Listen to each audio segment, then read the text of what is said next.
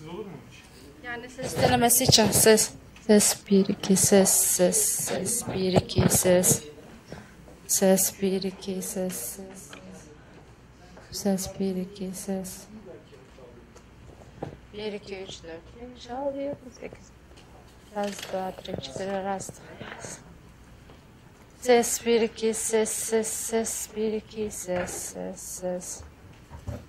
Ses 1 2 ses.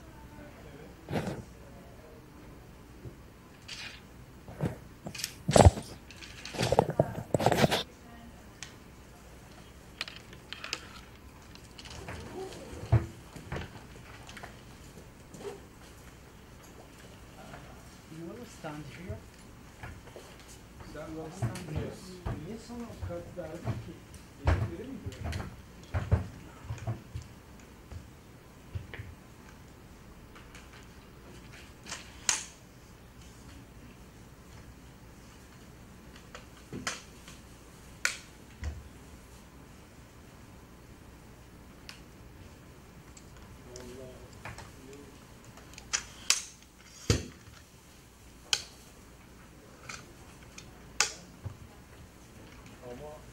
Is that this fine? Oğlum bu şimdi benim adresten benim numarayı sattı. No, I don't know. Yeah.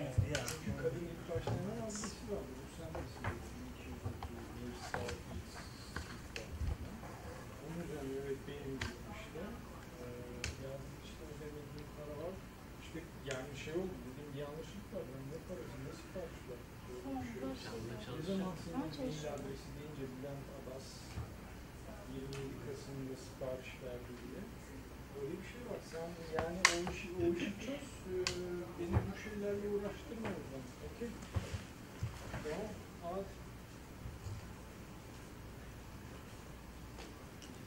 Yani artık sitemi, telefonla hallet işte. Ha beni bilgilendir. Okey? Tamam. Al. Hadi.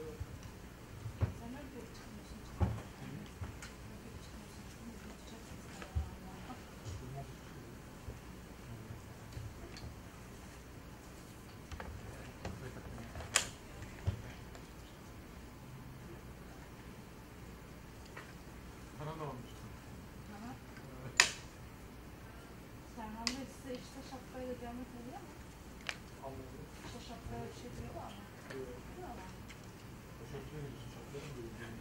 Geçen ben Bülent'le kavga etmeye çalışıyordum. Giriyordum içeri, öyle bir şapkayı çıkarıyor. Şu anda ya. Çıkarmıyor diyor. Ben bana öyle dedi, şapkayı çıkarıyor. Çıkarmıyor. Şapkayı çıkarmıyor.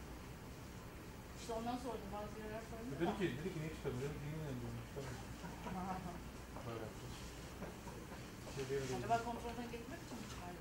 Zaten geçiyorsun kontrolden yani. Şapkayla geçmişsinle farklı. Çıkarıyorsun orayı. Böyle bir şey sağladı. Bir de o saç saklasa. O zaman tamamen soygun yani. Zaten bazen sinir oluyor. Geçiyorsun bazı şeyleri. İyi de şeyleri... Hayır, bu şortları çıkartmıyorlar. Onu hatırlıyorsun. O da saklıyor. O da saklıyor. Mantıklı ama şapkayı çıkartıyorlar. Ama bununla geçtiğim gerçekten Ama ben çıkarmam. Ben şapkamı çıkarmam. Ben onun için üniversiteyi burada okumak zorundayım.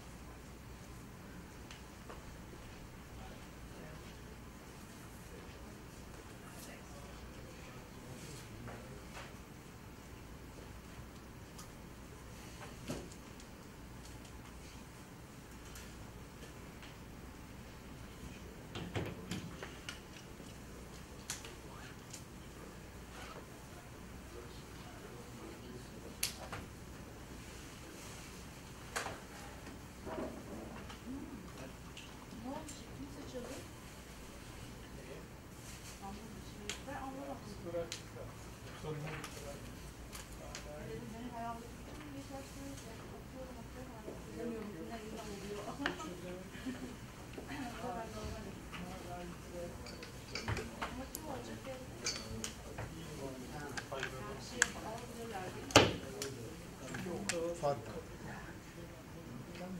Nasıl nişanlanmışsın?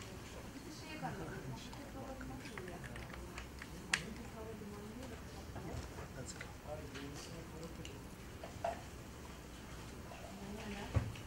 Eski bir şeydi.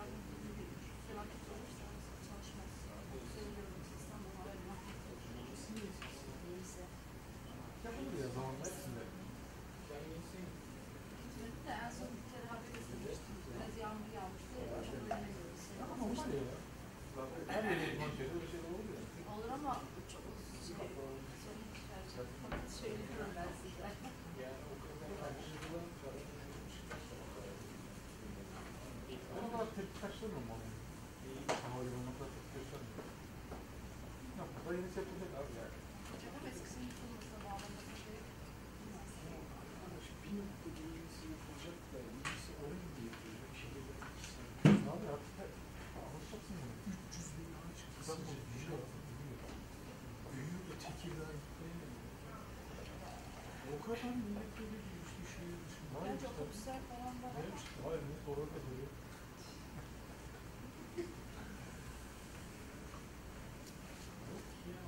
Ama Avrupa'da en yukarı ben sonra. Avrupa'da sıkıntı yok. Erdoğan'cı mı oldu bu? Gidip geliyorum yani. Yok, bu kısmı düşmüşler abi, Avrupa'da sıkıntı yok.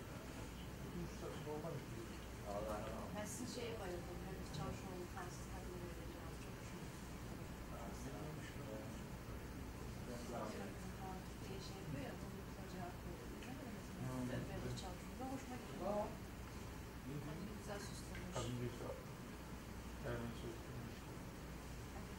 Güzel ağır cevap veriyor. Medeni ve ağır cevap O da veriyor. diyor, siz diyor, her zaman bunu söylüyorsunuz. Ben de kendime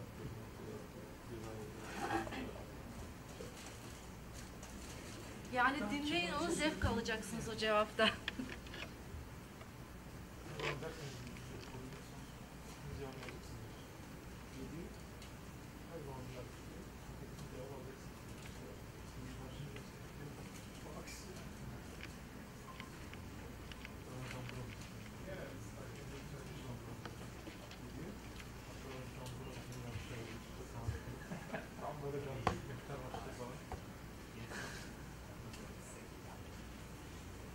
Ergün sen sesi deneyeceğim mi? Gerek yok. Var mı problem? Deneyelim, konuş istiyorsan.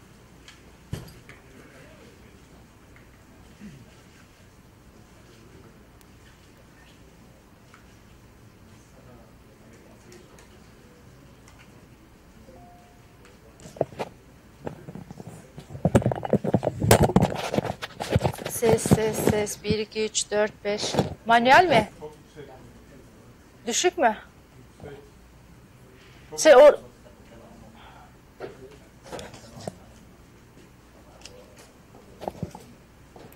ses 1 2 ses ses ses 1 2 ses. Kılıç pençe. Ses. Okey. Sesi çok.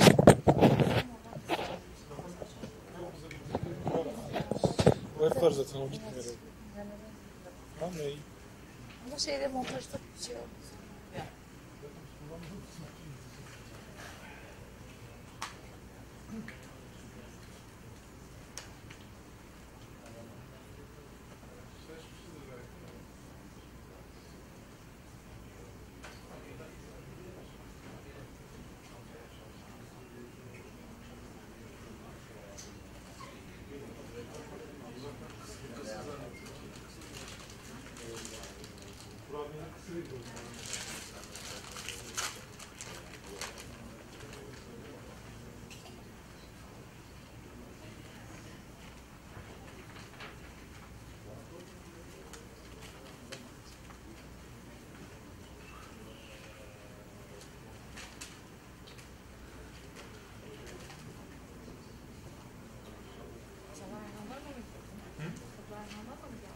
Yok, ben kendim de. Aradım herhalde. Çöp salayım sana. Yazın abi ya. Geri gelecek.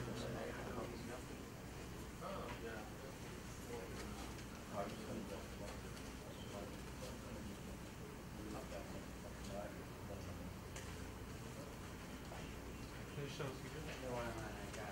Burada mısın sen? SETA'ya getiriyorum oldukça. Ya olduğu zaman.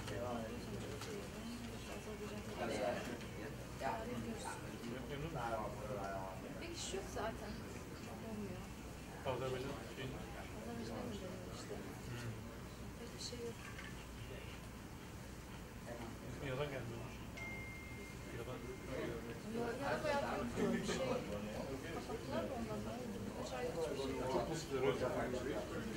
Muhammed de zaten bir yerde okuyor galiba. Muhammed de zaten pek olmuyor galiba. Yok ya. İşe falan gitti yok da zaten. İşte diyorum ya, bir yerde uçak çekiyor. Benim de hiç Muhammed'in işi yok. Geçen şey. Aynen öyle. Ayhan zaten öyle bir şey. Aynen. İstiyor.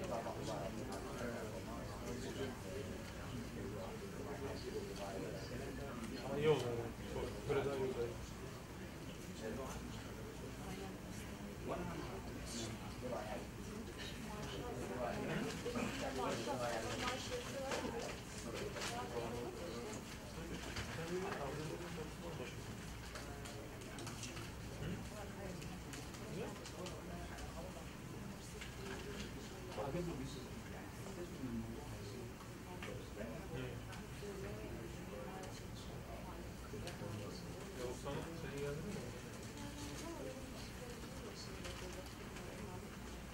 İyi oluyor.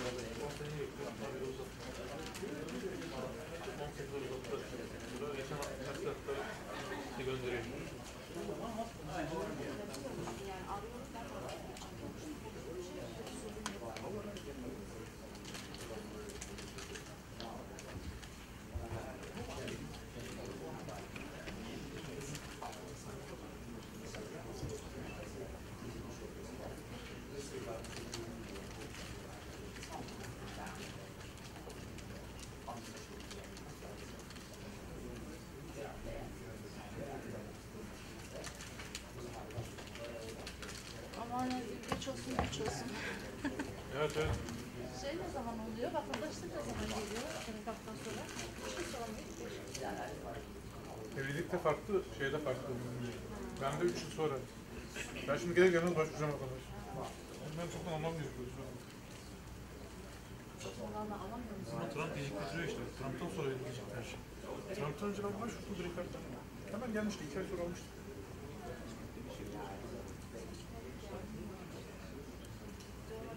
Oradaki memurlar vardı. Burası değil mi?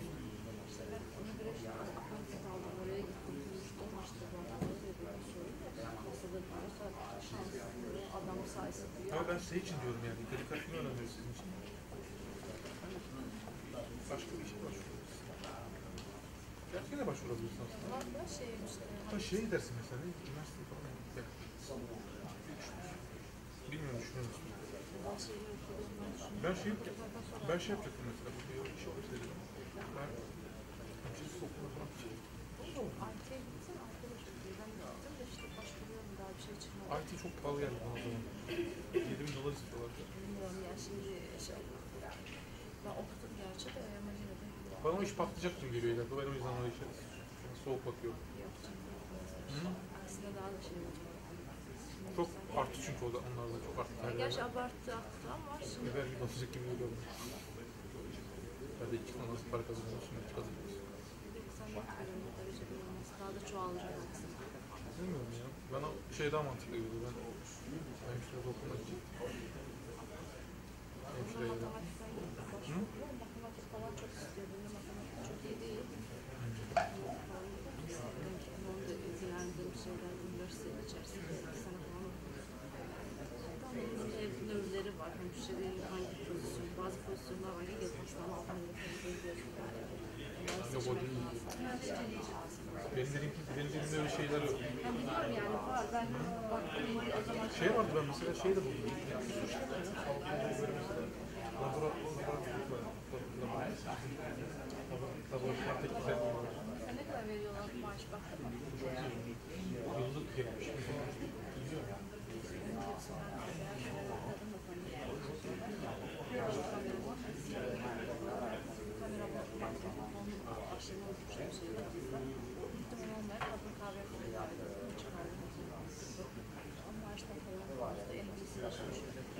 Onlar çok fazla.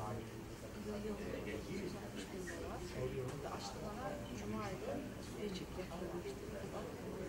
8 kaç dolar süre çekecek. 2 haftalık. 2 haftalık. Hesapladı, Mart'ta canlı maaş bulmamda bu aya kadar yaklaşık uşağı 3 ne yapıyorsun? Sana bir Tabii adam son olarak pozisyonlar vardı da gönderdi bana diye. Olmadı yani cevap çıkmadı. Aradığım şeye numaralar çıkmaz da. falan da var. Niye biliyor musun? Onlar Amerikalı birbirlerinin şey hasta. Ya ben de daha sormadım. Bana referans yaş aradım ya hiç aramam lazım.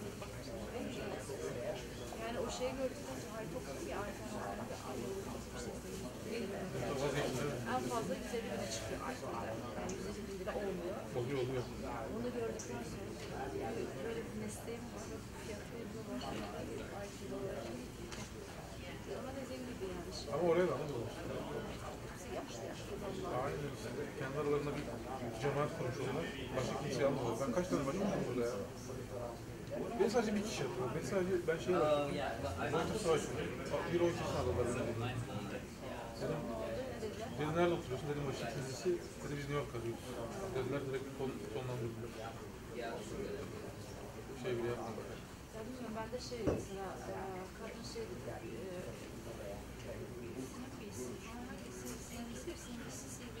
CBS mi? o dedi bizden daha çok veriyor bazen de daha çok veriyor 300 bin kadar çıkıyor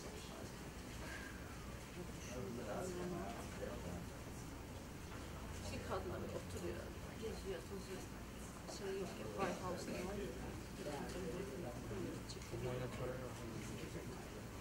ondan sonra çıldırdım ben Yatsın versin.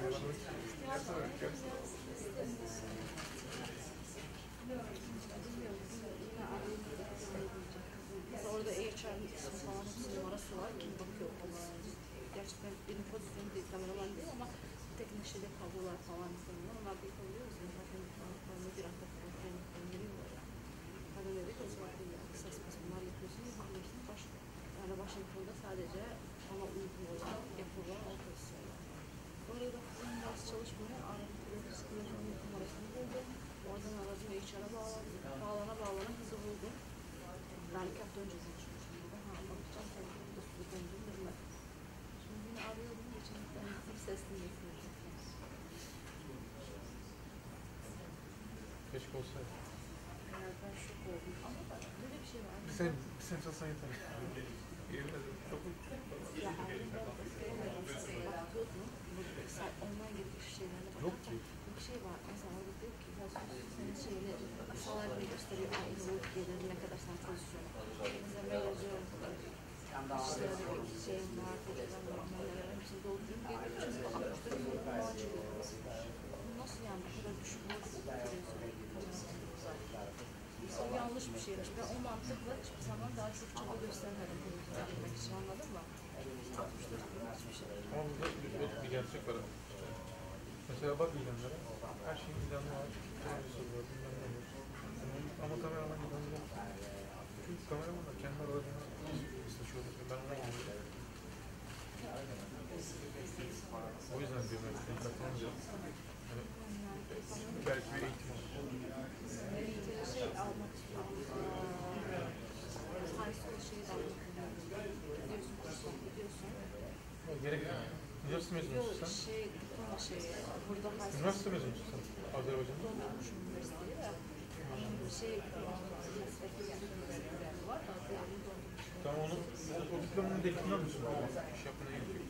Hayır, bu sistemde ya bir onu da burada okumuş gibi oluyorsun. O da çok önemli ya Amerika için. $100 ya gidiyorsun.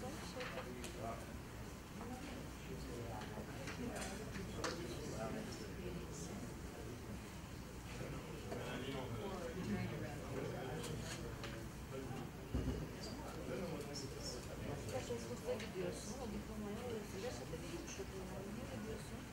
Sen burada okumuş gibi oluyorsun. Bilmiyorum, nerede işine yarayacak onun için?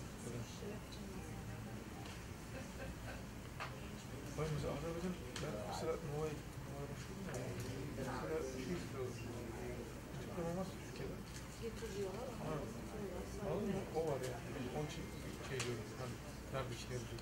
evet, ben zaten Nova'yı düşünüyorum. Bir de ben şeye başvurdum. Finans'da iyi de başvurmuştum o zaman. Verdiler hemen verdiler. 3 gün sonra onaylandım. 12 bin lira. İkisi de oturuyorsun. Yıllık 12 bin verdiler. Kimse oranın takılması iyi geçer.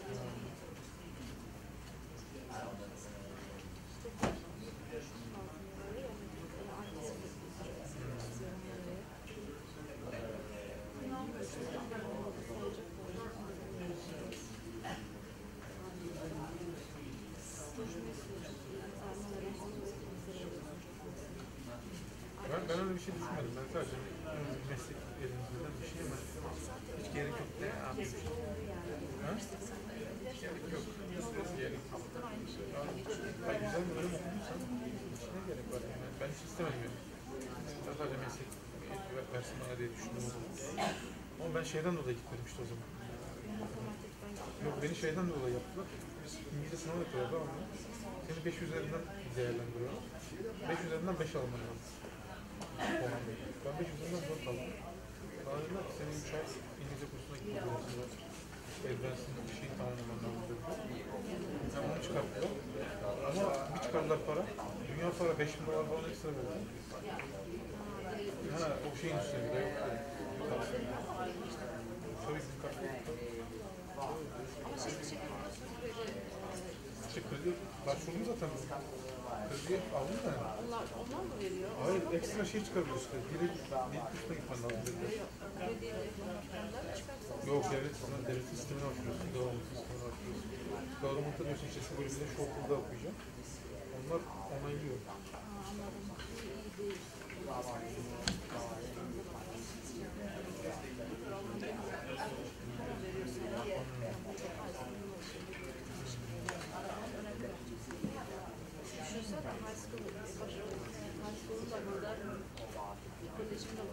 Onlar onu anlar zaten. Bence o Azerbaycan'ın diplomam varsa herhangi bir diplomam için bence onu önemsiz. Çünkü boşuna basacak. Onlar çünkü kendi sınavı. Onlar kendi sınavı. Ben şeyden dolayı başvurdum. Bir kere başvuru olmamış yani. İşte hayır var dedim. Yani dediler ki senin dilin 5 üzerinden 4, 5 üzerinden 5 olması lazım. İşte göndermek istediler. Ama o İngiliz sınavında göstermiş ya. İkiz.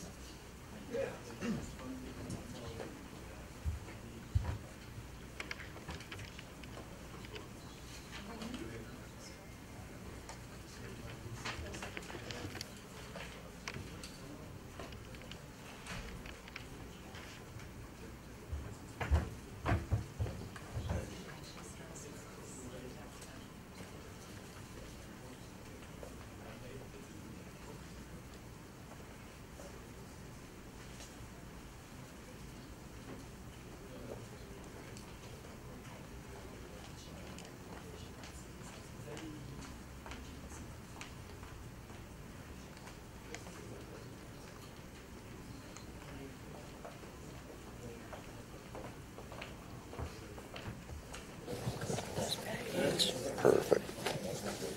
Thank you.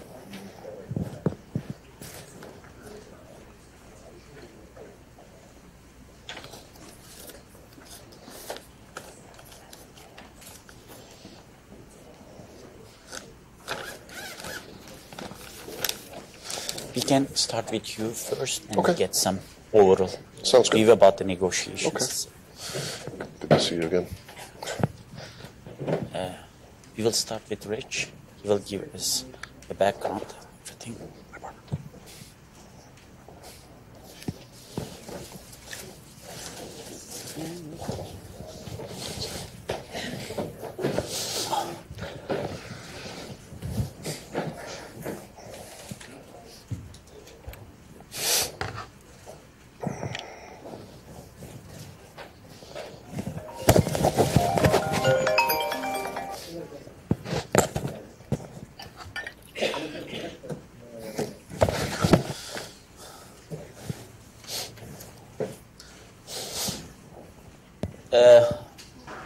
Good afternoon, ladies and gentlemen, and welcome to SETA D.C. We have yet another panel on Turkey-U.S. relations on Syria. I don't know, probably this is the 10th panel on Turkey-U.S. relations in Syria in the last couple of years. It has been one of the most significant bottlenecks in the relations, and in terms of the strategic relations between U.S. and Turkey, Syria has become one of the most significant irritants in the last couple of years. It started with the strategic tactical divergence on the ground, then it led to, especially after the emergence of ISIS, the U.S. support to YPG has become the biggest source of crisis in bilateral relations. And now, after the withdrawal decision of President Trump, we came to a critical juncture again. And considering the different issues in Turkey-U.S. relations, especially the looming S-400 crisis, we have been seeing that the withdrawal of U.S. from Syria, and especially negotiations on the safe zone, can become actually a bright side of the Turkish-American relations now. And today we have two panelists to discuss the trajectory of U.S.-Turkey relations in Syria, and maybe on other issues as well. We have Rich Hudson, Senior Advisor for Syria Engagement from State Department, and we have Burhanettin Duran, General Coordinator of the SETA Foundation. So we will start with Rich today, and we will ask him to give a brief overview of the state of the negotiations on the safe zone and Syria between U.S. and Turkey. And he just arrived actually last night from Turkey, so he will have some fresh insights about that. Okay, thank you very much. It's good to be here again, especially sharing the stage with my distinguished colleague, Burhanettin, who, of course, runs SETA more generally. We work here pretty frequently with the D.C. office, and it's always a pleasure intellectually and an honor personally to be able to work with you here, but also especially with Burhanettin, who's such an important piece on the Turkish side of understanding and conceptualizing U.S.-Turkey relations. So my big news from Turkey is that the Mediterranean is swimmable at this time of year. I was in Antalya actually to join in a NATO Parliamentary Assembly conference in which we had representatives from all the NATO countries and a number of observer countries visiting as well. And it's sort of refreshing actually to be before I get to just the Syria piece of this, to be in an atmosphere with others who are vested in the U.S.-Turkey relationship, because all of NATO wants U.S.-Turkey relations to work. And I see a friend from the Greek embassy. I shared a car with one of the Greek parliamentarians, and we were talking about that as well. She was on her way back to Thessaloniki. And there's no one who wants to see a failure of U.S.-Turkey cooperation on Syria, or more generally in the relationship. Of course, we are in a pretty tense time with regards to bilateral relations, and I suppose we'll talk about that as our hour goes on. The piece that I work on, of course, is primarily on Syria, and I do want to make that distinction clear right up front, that we have a European bureau in the State Department that does the broader relationship. I'm thankful for that. Ambassador Jeffrey, James Jeffrey, who's a former ambassador to Turkey, former Deputy National Security Advisor, and my boss are focusing on Syria writ large. My office is also responsible for the de-ISIS coalition, what used to be called SECI. Now we're one office. It's SRS SECI with Ambassador Jeffrey on top of both organizations. And I think this is actually a good thing, this organizational change, because it reflects the reality that the nature of our struggle against ISIS, which has dominated Syria policy for several years now, is changing in some subtle ways now that we've seen the end of the physical caliphate. And again, I'll touch on that in just a moment. But I do want to give my regards on, or pass regards on from Ambassador Jeffrey, who was heading out for travel this afternoon. He was speaking at the American Turkish Council's annual meetings this morning on very similar topics to what we're discussing here today. It is somewhat ironic, having watched the U.S. and Turkey struggle with how to coordinate policy on Syria for the last several years, to note that perhaps it is turning from one of the big weak spots of the relationship to potentially something that can be an important sort of pillar of cooperation moving forward regionally, and I'll get to that in a little bit more detail in just a bit. I do want to take a moment to say that both for the U.S. and for Turkey and the rest of the countries that are represented in our coalition fighting against ISIS, that it is a major, major milestone with the end of the fighting in Baghuz, or at least the dissolution of the last territory held by ISIS in Baghuz a couple of weeks ago, that we have reached sort of a major milestone, and it gives us an opportunity to reassess where we're at. For a couple of different reasons, this very, very complicated set of problems that is represented by the Syrian conflict has been hard for either the U.S. or Turkey to get a single coherent policy in place on for the last several years. We've had many different aspects to our policy, some related to Assad, especially early on, the Assad must go sort of approach, the support to the armed opposition. We've had concerns over chemical weapons proliferation and taken military action on several occasions against the chemical weapons use and capabilities of the Assad regime. We've had very deep concerns about Iran's growing instrumentalization of the Syrian state and the threat that that poses not just to Syrian sovereignty, but also to many of the neighbors of Syria. And of course, the one that really got our attention starting in 2014 was the rise of ISIS from sort of a one terrorist group among many in and around Syria and Iraq to being a unique global threat that was almost cartoonishly evil and a direct threat to the U.S. homeland as well as to European countries. And for understandable reasons, that sort of seized the agenda in Washington and became the main pillar of our policy. That, in turn, led to the relationship with the YPG, the Syrian militia associated with the PKK, which is the backbone of the SDF, the Syrian Democratic Forces. One positive in the relationship, and one of the things that has been, although not particularly gratifying, I guess satisfying in a sense, is that we've gotten beyond the point at which we talk about sort of, why would you do that? Well, we're not really doing that level of conversation. I think it's known that we use that relationship with the YPG as a tool in the fight against ISIS. And when we meet with our Turkish counterparts, the hemming and the hawing about that and temporizing, I think that part's done. Now we're talking about what to do about it. And the safe zone is, which again I'll get to in just a minute, is a very concrete and I think constructive dialogue about how to address that and the threats, the secondary threats that has raised for Turkey as we have pursued our de-ISIS strategy. So U.S. policy on the resolution of the conflict at the top level is unchanged. I know that what's grabbed the headlines in the recent months has not been just the end of the territorial caliphate, but also President Trump's decision that we will withdraw U.S. troops from Syria.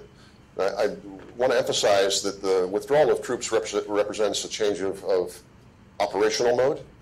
We never hung the entirety of our Syria policy, such as it was, on the presence of U.S. ground troops. They were there for a very specific purpose. Now, those of us that have been working Syria policy tried to leverage that purpose for some other uses in terms of supporting the broader regional policy, but we were very clear. The only authorization for our troops to be on the ground in Syria was related to defeating ISIS, and that remains the case. So, of course, ISIS still retains operational capability. It no longer controls ground. We can't say it's a state or a quasi-state anymore because it no longer controls territory, but it remains a very capable and sophisticated terror threat, certainly more so than al-Qaeda at this stage. And those of us who remember what happened when we defeated the ISIS forerunner in Iraq, al-Qaeda in Iraq, in the surge of 2006 and 7 and 8 in Iraq, and then we withdrew too quickly as we got into the 2009 and 2010 period, allowing space for a resurgence of this group. Certainly want to be very careful about how we manage the withdrawal of U.S. troops so as not to repeat that experience. But I do want to emphasize that the U.S. policy is, first of all, that we are going to withdraw those troops. Now, the modalities of how quickly that happens and what exactly we're doing in the wake of it, how much support we get from the international coalition to do the de-ISIS residual mission that will survive the departure of our troops, and what sort of things we can do regionally. Those are all things that we're working on, and the safe zone plays a big role in that. If we make the safe zone work properly and consensually between the United States and Turkey without creating a new conflagration there, then in fact we have a much greater chance of having allied buy-in, coalition buy-in for maintaining some residual presence. There are a number of tasks related to stabilization in the wake of ISIS's territorial defeat that have to be done and will take months, if not years, to do. So I want to make that point fairly early in my presentation, that the United States is not leaving Syria in terms of our policy. We are withdrawing some ground troops. That's one tool of many that we have in terms of how we affect the situation on the ground in Syria. To put some simple numbers on the policy as it existed both before the decision on ground troops and now, I want to just recommend that you think in terms of 5, 3, and 6. 5 is the 5 militaries other than the Syrian Arab army that are currently occupying or operating in portions of Syria. This changes the nature of the campaign. There are many who say the war is over, the opposition has lost. Well, on the ground, the armed opposition can be said to have lost if we conceive of this as a sort of binary struggle between opposition and regime in which the goal is regime change. I think everybody realizes the armed opposition is not going to displace Assad. Yet there are elements of the armed opposition that are still functioning and controlling, in conjunction, in some cases with Turkey, parts of Syrian territory. In addition to that leaving aside that dichotomous war, Russia, Iran, the United States, Turkey, and Israel all either control parts on the ground or over the air of Syrian airspace. As a matter of fact, the Assad regime controls, I think, about 60% of the territory, and even that it controls very weakly and is not functioning in the ways that we would expect a normal state to function. So to that extent, it's wrong to think of the war as being over. The 5 armies means it's not done. And each of the armies that are there, in context of their national policy, have good reasons to stay. Obviously, we don't support them all staying. The presence of Iranian troops and militias supported by Iran is actually very much one of the reasons that we are intent on not letting the current status quo become the enduring status quo. But that said, the Iranians are committed to stay there. They have what they consider to be strategic reasons for doing so, as do the Russians. But the presence of these 5 armies also creates something of a stalemate, because none of these are low-hanging fruit. It's not going to be easy for the regime or anyone else to pluck any of these off. And frankly, even as the number of troops that we have on the ground goes down, the significant function of U.S. air presence as we do de-ISIS stabilization east of the Euphrates is something not to be trifled with. And I think that the regime and other actors in Syria have seen that. So we still maintain that. Turkey will not easily be displaced until they have a political solution in Syria that is acceptable to them. So anyway, this war is far from over in that regard. And there's no easy military solution to it. What there is a need for a political solution to that.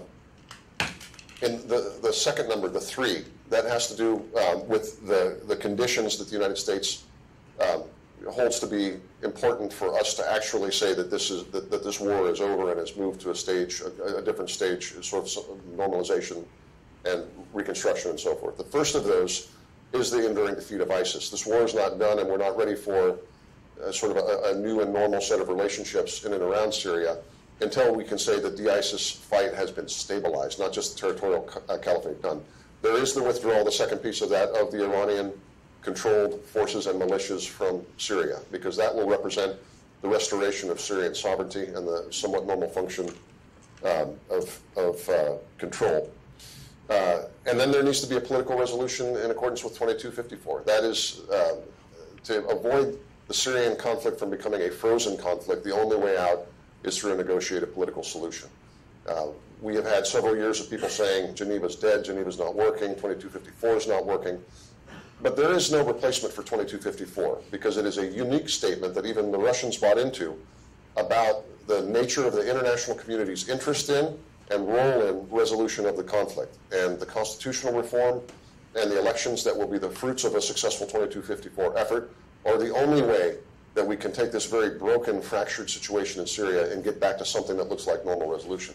Let me be very clear. The United States will not support the reconstruction of Syria under current management absent a 2254 process.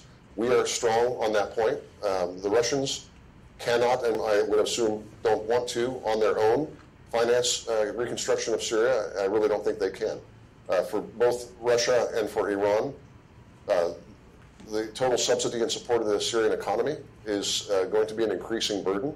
Believe me, there are many in Europe, in the Gulf, and even the United States who want to see Syria reconstructed. But it cannot be reconstructed until the other three conditions are met, and that has not changed. That is still very much a part of our policy. So the last of these three numbers is the six key criteria for Syria resuming a normal place in sort of the regional order and in international relations and resumption of some sort of relationship with the United States. And I want to be very explicit. We are not after regime change in Syria. We are after a change in regime behavior in Syria. And the fact that the regime has done everything that it has done over the 6 years since the Syrian revolution started should show anybody who knows the political cultures of the United States and Europe that this cannot stand. We cannot simply re-engage with an unreformed Syrian regime. The six conditions that a reformed regime would have to put into place in order to resume healthy relations with the West and maybe unlock reconstruction funding would include that Syria would have to pose no threat to its neighbors, provide no support to terrorism, abjure in a verifiable way chemical weapons and all other weapons of mass destruction, not be under Iranian control, would have to facilitate accountability for the crimes committed during the war, and arrange for the safe, voluntary, and dignified return of refugees. It's a heavy lift, but these are, again, unchanged. So if any of those who think that America is not still on the policy of which all of these conditions are part, the whole 536 is a recognition of that. That is the policy. That is the strategy. How we do it, it's going to evolve over time, but having 2,000 or so ground troops on the ground east of the Euphrates does not have to be part of the toolkit as it has existed over the past 2.5 years in order for us to pursue those things.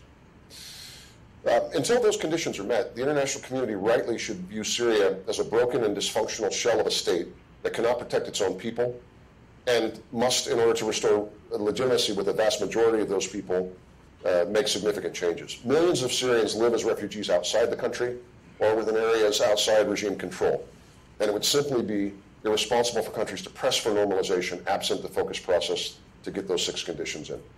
So Assad may have regained control of half of Syria, but he cannot rebuild that half nor seize what remains as long as the coalition seeks to stabilize it and works against the continued threat of ISIS.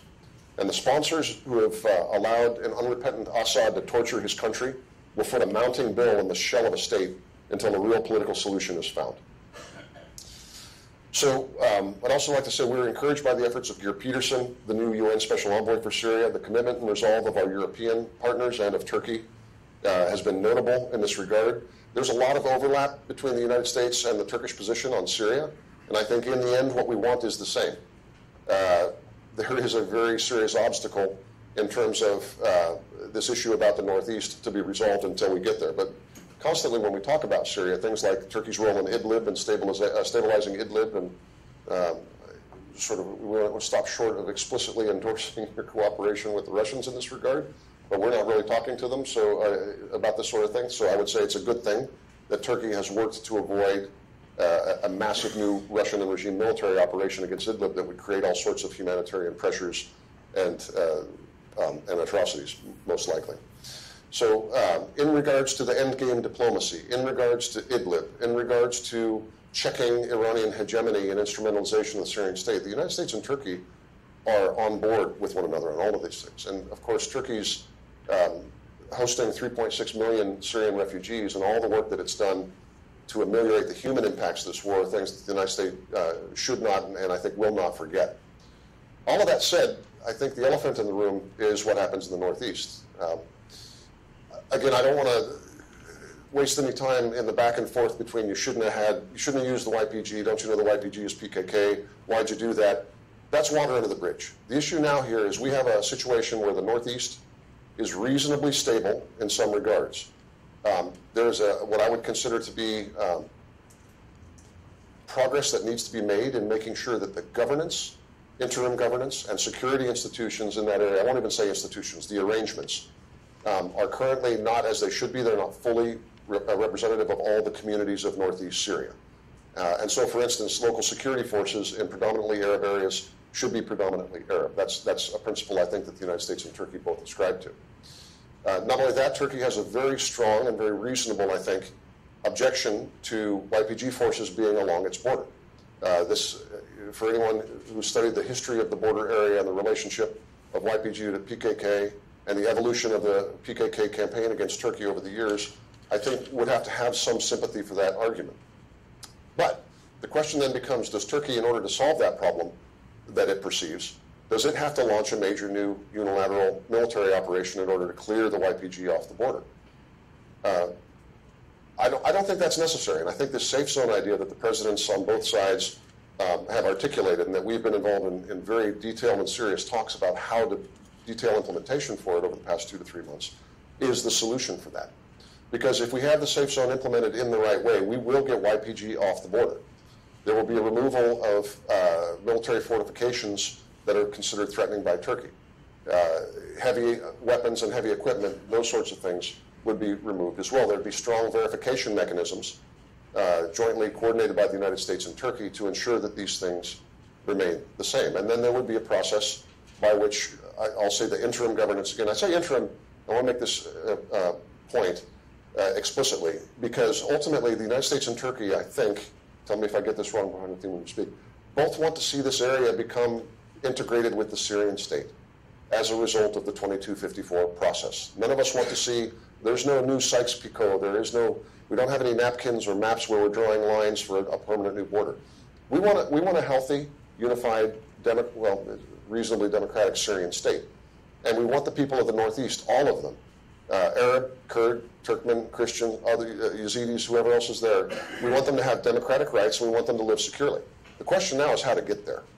A safe zone that meets Turkey's security requirements and allows local security forces and local governance to develop without a whole new conflagration would be a huge win in terms of that type of stabilization. Now, there are questions that can be raised about, do we have the intent to stay long enough to see this through? Are we willing to commit resources to help stabilization activities? Do the Europeans trust that the United States and Turkey will not be at each other's throats in the Northeast, but they can trust both as good partners that will stay and help stabilize that area? If these things all are answered in the affirmative, then I think the safe zone will become a success story of 2019 and 2020.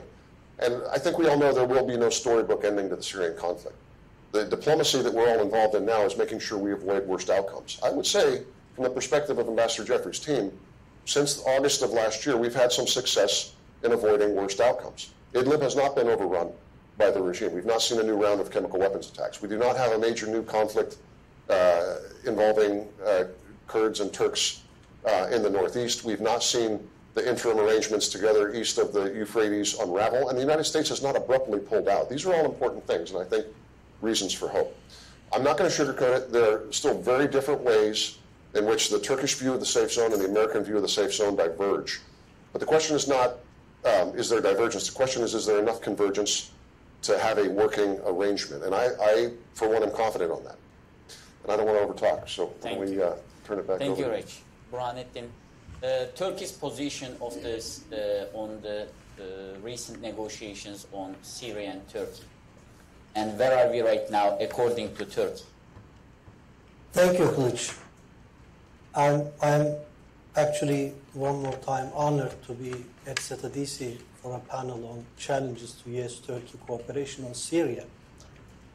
But I also share the same idea with Kılıç and my friend Rich Odson that Syria can be a topic of cooperation between Turkey and U.S. after so many tensions between two countries in the last 7 years. It is ironic to see that it was Syria that created many problems between Washington and Ankara. But we have reached to the point that we have other problems.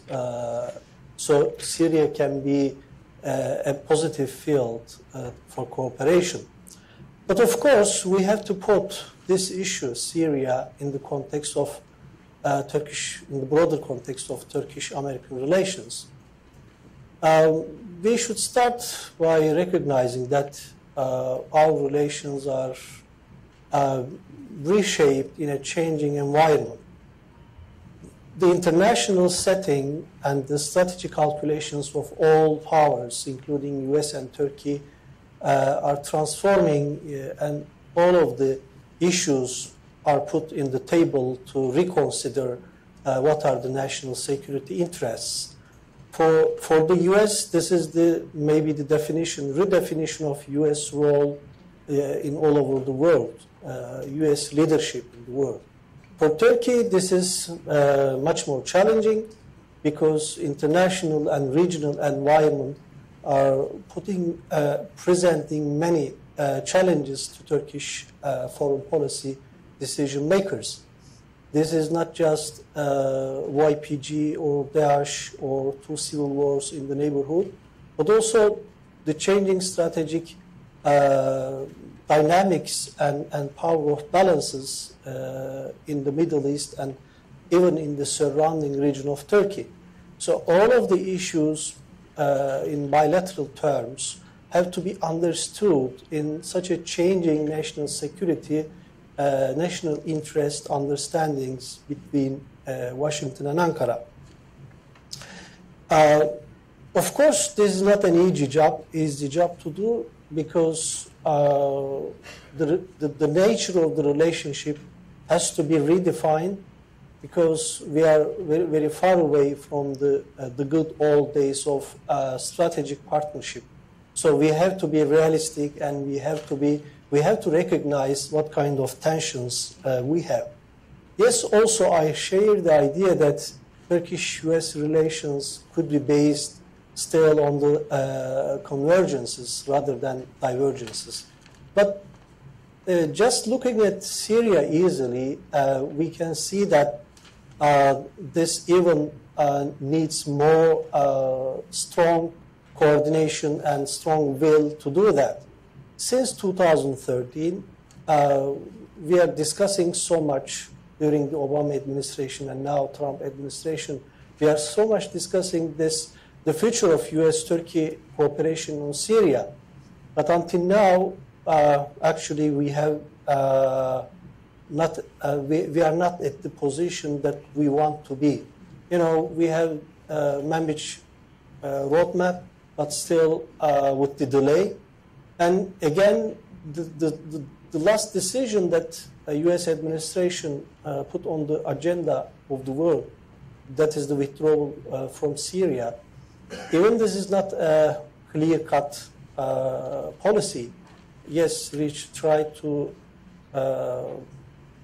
make it more clear, but still, when this withdrawal is and what are the parameters that can be fulfilled by the U.S. In Syria while withdrawing. Actually, these are ambitious goals to be fulfilled while withdrawing from Syria. Just to fight with Daesh and preventing Iran and militias being dominant in Syria and protecting Turkey's security on the border and many other issues. So it is not easy to fulfill all of them in Syria. I should admit that from the beginning. For Turkey, in Syria, we faced some periods of challenges. It was different in 2013, and now it's a different story. Turkey is trying to make it sure that territorial integrity would be safe, and there will be a safe return for refugees to Syria, and of course clearance of terrorist groups, including YPG and Daesh, from the borders, and the territorial integrity, not just in terms of Daesh, but also in terms of YPG, should be fulfilled. So all of these goals, of course, are not easy to be realized, but I strongly believe that, still I strongly believe that Syria can be a place of cooperation between Turkey and US. Why? Because Turkey is also committed to 2254 decision, and this is the political solution in Syria. Of course, I will not go into the polemics of whether what could be done if Turkey and US could successfully equip and arm moderate groups in Syria. We are far away from this, but now at least we should be clear on some point that there can be no durable stability with YPG presence in northern Syria. Yes, there is a stability, but this is temporary, and it is not valid for all Syrians. There is no return to YPG-controlled area, so it is not it's not sustainable from a Turkish perspective. Well, to have a safe zone together, working on together, is something that we should, support as academics or as think tankers. Why? Because I want to put this in the broader context. Unfortunately, I could anticipate some more tensions between Washington and Ankara in the coming weeks and months. This is the issue that all of us know about air defense system. Turkey's decision to purchase S-400 missile system from Russia, and I understand that this is becoming more and more emotional issue on the side of Congress to put a pressure on Turkey. But first we should get rid of this emotional background, because this will not help to repair Turkish-US relations. Syria is still a point of a topic of cooperation, but other side of the story is becoming more and more critical. The relations between Ankara and Washington are deteriorating, unfortunately. So we have to make more positive agenda to handle these issues. Something is very clear. Turkey's decision to purchase this air defense system was because of the security problems that Turkey faced after 2013. And Turkey, unfortunately, couldn't find any NATO ally to purchase this system. And Russia was the last resort in that terms. And we have reached to the point that we should not discuss this issue in the context of shift of access or Turkey's choice of any other strategic partnership. I think these are not helping to understand the real situation and the prospects between Turkey and the US. On the contrary, we have to manage this tension to the level that there can be some ground for furthering prospects of cooperation in Syria, in Iran, in the issue of Iran and the East Mediterranean. But when you look at the last developments, for example, in the last week, we witnessed 3 resolutions to the Congress that are actually against Turkey. So we have to change this atmosphere, and I think all of us, as Turkey and US, have a task to do that, have a responsibility to that, because our relations, are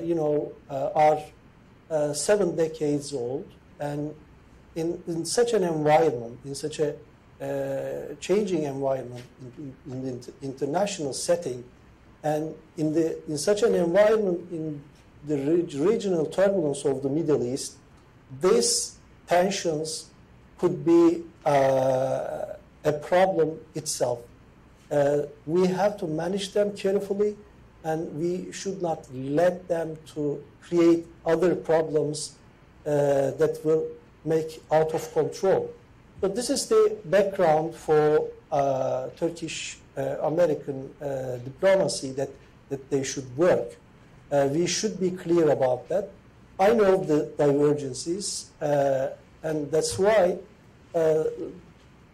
one of my final remarks on that, before seeing the deep down, there should be something to repair the ground for positive developments between Washington and Ankara. Thank you. Thank you very much. Before opening the floor for questions from the audience, I have several questions to our panelists. First couple of one is for Rich. When you were mentioning the conversation, you said it was a concrete and constructive dialogue. So for the last couple of years, most of these conversations on Syria took place, and following that, the remarks were, the conversation and dialogue were frank and honest, which meant that there are still too many problems to resolve. So does this mean that there are also some improvement in the relation between the actors and negotiators discussing Syria?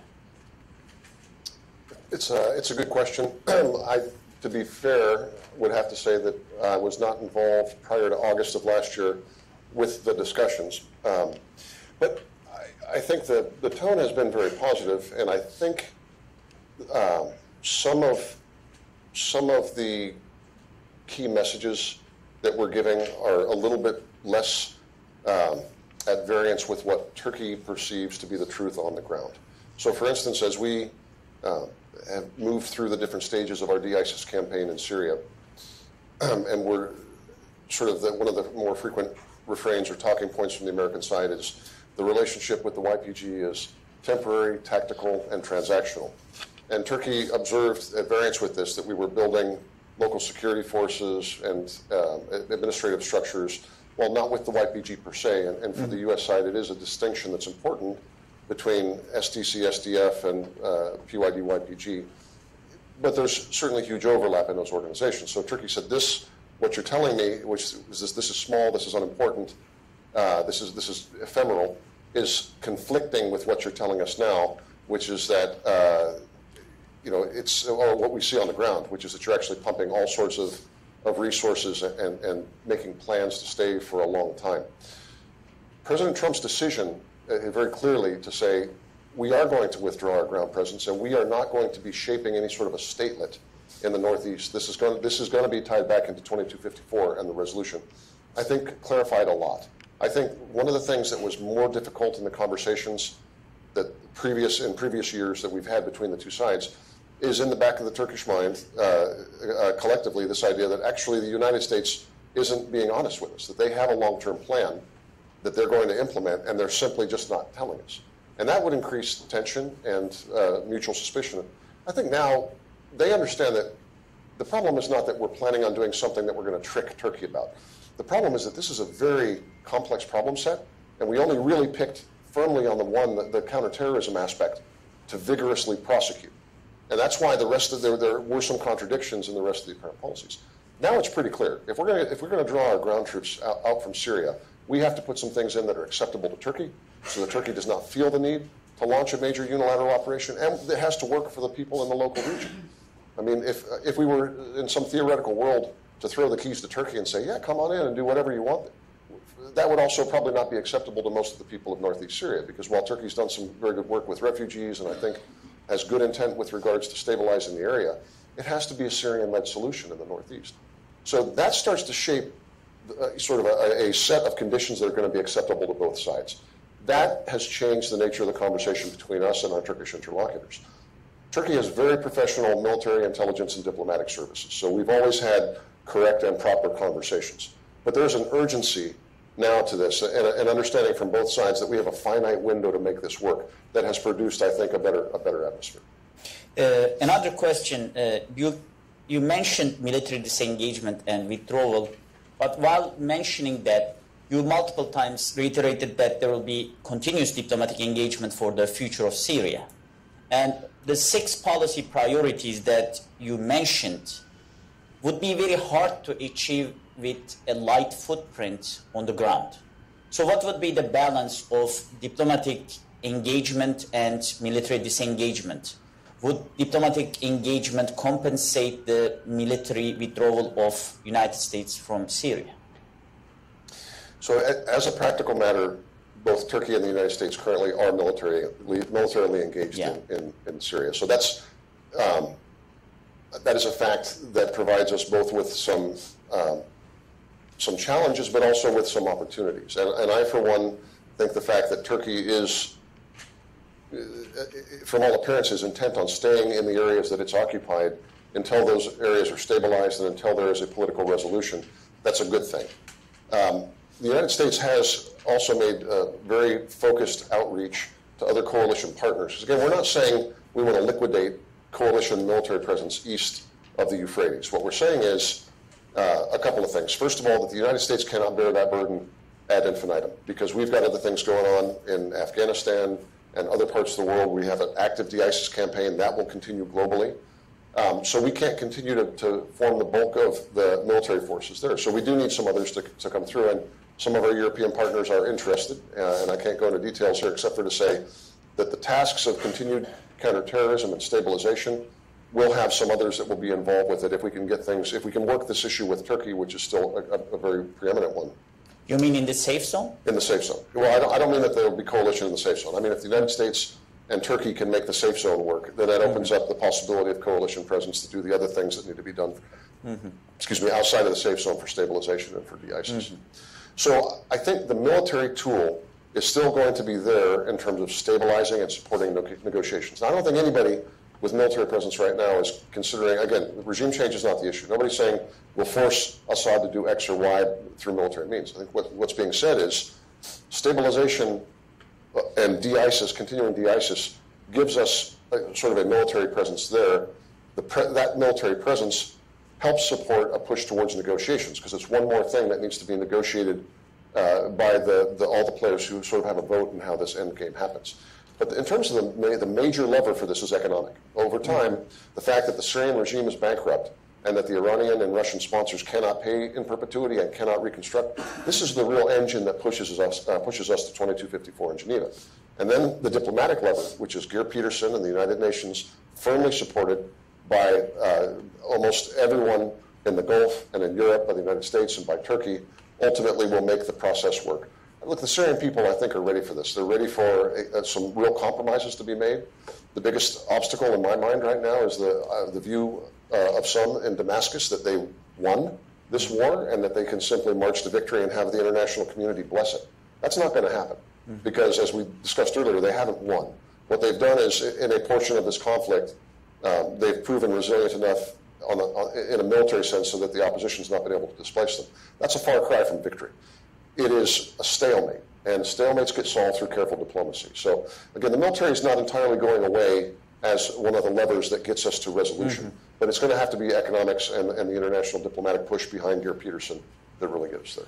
And in regards to European allies, they are interested in stabilization, but are they interested in to basically contribute for the reconstruction as well? So I think there's broad consensus, not total, but broad consensus that Europe will play a major role in reconstruction when the time is right. The time is not right now because we're not going to reward Assad and legitimize Assad through this process. But yeah, from everything that I hear, Europe, and as well as multilateral institutions in which Europe plays a major role, understand that there will be a sort of an opportunity and maybe a responsibility to help with that when the time comes. I don't think this is going to be a conflict in which people say, oh, it's too expensive, it's too hard, it's too distant. Syria is close enough and has touched Europe through the 6 or 7 years of conflict deeply enough that they want to play a role in making sure that it's put together in the right way, put back together in the right way. But that right way, just to hit it one more time, is not going to be under an unrecalcitrant, unrepentant, unreconstructed regime of Assad. Okay. And Professor Doğan, about the safe zone, what are Turkey's priorities? Turkey mentioned this a couple times, but Do you think after these negotiations, anything changed about the Turkey's position in regards to safe zone? Well, Turkey's first priority is, of course, is to clear YPG from the borders. And, this may be considered by the U.S. officials, supporting YPG, as tactical, temporary, and transactional. But this has created a big problem for Turkey. Even this is creating more tensions between Washington and Ankara in political and strategic terms, not in temporary terms. So Turkey is calling for a U.S. route to reconsider supporting, arming YPG because of this reality. PKK's branch, YPG, is, not just pro-Kurdish, but also ethnically based terrorist organization, which aimed at Turkey's national unity, disrupting Turkish national unity. So this is the first priority for Turkey. Another one is about safe return of refugees to Syrian lands. Yes, Turkey is hosting 3.6 million Syrian people in Turkey, but this is a very difficult job.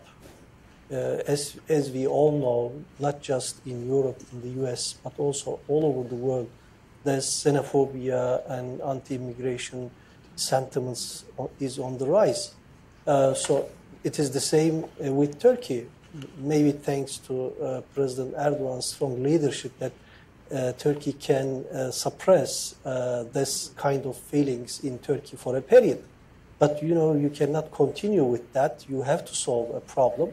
So that's why a safe zone is very critical for Turkey to make refugees go back to their lands. And, of course, political solution is very critical. And that's why Turkey is very open to merge Astana process with the Geneva process and to work with US and Europe to make it possible a political solution working. But, for the safe zone issue, YPG's presence is very critical. As far as I understood, there should be some, President Trump declared that 20 miles from the border. Maybe this is the point we start to discuss the future of YPG. But in the long run, Turkey cannot accept any threat to its unity, national unity, stemming from YPG. This issue has to be solved while negotiating with the US.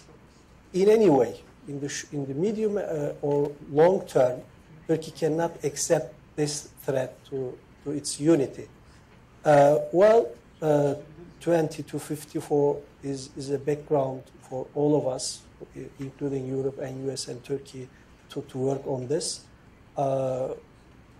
As far as I know, there are discussions on the how to handle this YPG. Is it possible to separate lower echelons from upper echelons? These are the issues, how to separate them.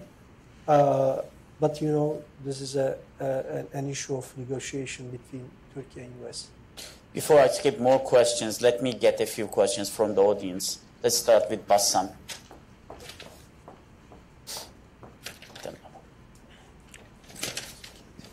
Thank you, SETA, for having this panel. Rich, you mentioned that the Syrian people are willing to accept some concession. What kind of concession, and who are the Syrian people you are talking about? Dr. Doran, how are you? Do you think Turkey had the right to tell the Syrian people where to go, the Syrian refugee in Turkey, where to go and when? For example, if the Syrian refugee in Turkey, they want to come back to Raqqa, Hasaka, Deir ez-Zor today. You have something like 300,000 refugees from that part. If they want to come back today to their areas, do you think Turkey would say, no, you cannot go back because this is under PYD, PKK control? Or you say it's not our business, go away? Thank you. Barbara, let me collect some questions. Thank you very much, SETA, for doing this. Barbara Slavin from the Atlantic Council. To Rich, you spoke about one of the goals to reduce the Iranian presence in Syria. What are your estimates of IRGC and Iran-backed militias now in Syria? Do you see any diminution in that presence, given that most of the major fighting is over? And has the recent designation of the IRGC as a foreign terrorist organization complicated this process as far as you're concerned, or made it more difficult to prevent conflict, inadvertent or otherwise, between U.S. and Iranian forces in Syria? Thank you. Thank you. Rich. Okay, great. Thank you for both those. So, Bassam, I'm not sure if you misheard or I misspoke, but I was not saying that the Syrian people are ready to make concessions. I think the Syrian people are ready to see concessions from the regime in Damascus, because it's probably my fault. So, but I think the regime has not made concessions. Every time it has had the opportunity from 2011 onward to make what any responsible government would do in terms of concessions to its people, to their rights to protest, to their rights for reasonable services, to their rights for inclusive governance, and to their rights to safety and security in their homes, the answer has been barrel bombs, gas, oppression, and murders in Sednaya. So I think what I'm saying is that the pressure will build on the regime and on its supporters and financiers, because as they expect that they will have a simple military victory crowned by international recognition, legitimization, and money, none of that will come. And what they will have instead will be a broken country upon which pressure will grow and grow and grow until they make those concessions. And what I meant to say is the Syrian people have suffered enough, and it's a shame that is shared by the international community that we have not had a more forceful response to help bring that suffering to an end. The only thing that can really make that end in a way that's going to be acceptable is for the government in Damascus, if I can use that term, to start making some of those concessions that should have been made a long time ago. And if I can answer Barbara's question as well, I can't get into, even if I did remember them, I think it's probably classified in terms of estimates of total number of IRGC or related militias there. What I feel comfortable saying is I've seen no evidence of a substantial reduction in that. Instead, what we've seen is sort of the model that you see in other countries where the IRGC is active, which is linked businesses and militias and sort of social institutions and housing units and things like that popping up all over. And we've heard many reports from Syria about outreach to try to change even the sectarian nature of some of the communities. It's as if there is an archipelago of sort of Iranian-focused communities and institutions being built in certain parts of the country. So it looks to me like they're there for the long term and that they're trying to essentially turn large parts of Syria into what they've done in southern Lebanon. Well, Bassam, you're right. No one has the right to tell Syrian people where to go. The ideal solution is to let them to live wherever they were living before the civil war.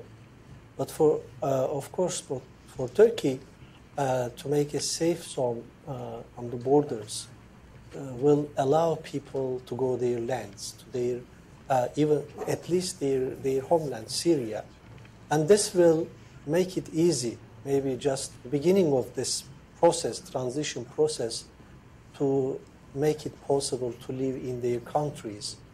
Of course, this is not Deir ez-Zor, this is not Raqqa. Hama, Humus, many places, many Syrian refugees came to Turkey from every part of Syria. The ideal solution is to have political solution, and after that they will go their country. So, but we have to make a step forward. This is just one step forward to have a safe zone.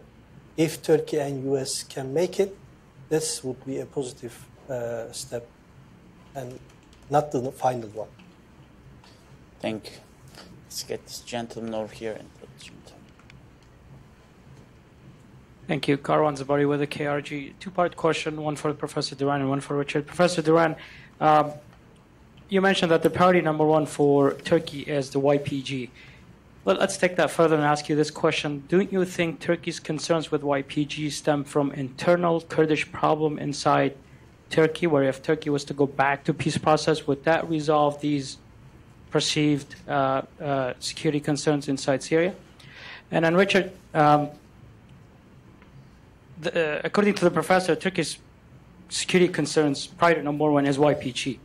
U.S. security concern, priority number one is ISIS, Hayat Tahrir Sham, other militant groups. Tell me where this convergence takes place when these two priorities differ quite a bit, whereas ISIS for Turkey is down the line, and for the United States it's up top list number one. Thanks.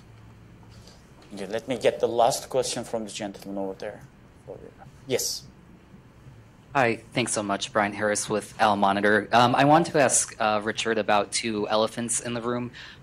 With regards to the YPG, they're currently in talks with Damascus to reach some sort of agreement, in which case, if that goes through, what's plan B for the U.S. if this safe zone idea fails and you're unable to reach some sort of compromise with Turkey and the YPG? And also Idlib, the ceasefire there, the Assad regime, keeps saying that Hayat Tahrir Sham is controlling a lot of the area, therefore Turkey isn't fulfilling its responsibilities, and that seems like it could jeopardize the Idlib ceasefire. So does the U.S. need to be more involved in the Astana process, or would that be counterproductive? Thank you. Thank you. Barbara, did you want to follow up? I can make it 2.5 questions. Rich, you didn't answer the question about the FTO designation. I mean, we're talking about can the U.S. negotiate and sit alongside Iran? How can we do that when we just said their military is a terror organization? Thank you. Rich? So I was trying to be diplomatic, Barbara. He heard your question. I did hear the question. It's a little beyond my remit in terms of analyzing second and third order effects of that. I have heard lots of concern from people, mostly though about second and third order effects on U.S. military folks overseas and about the legal complications that come once we start designating one another's state-linked organizations. Look, at a certain level, I will tell you I'm a big fan of the decision because IRGC, I was in Iraq, I was in a number of other places. I have no doubt about the nature of that group and the things that they do. And it's satisfying to see a correct diagnosis of the problem. In the medical field, which my wife works in, there's both diagnosis and then there's prescription. I'm not sure about the prescription, to be honest with you. I think it's good to have a maximum number of tools possible, to, both in potential and in actual application, to put pressure where pressure needs to be put. So I think time will tell if some of the real concerns about that. But I'll just speculate here a little bit. I don't think there's any possibility that we were going to somehow deal in a non-coercive manner on IRGC. We're not going to negotiate the IRGC out of there, given the role that they're playing. It's going to have to be sticks and not carrots, I think, that gets the IRGC out. So to that extent, you're asking me if having another stick is a bad thing, I'm going to say no. But that said, a lot matters on how the applications. I'd be more worried about second and third order effects than on the specific impact on the Syrian part. Now, on the KRG question, great question. And I think what came to mind when you asked the question is that this is really a question of windows, both on the case of Idlib and on the case of Safe Zone.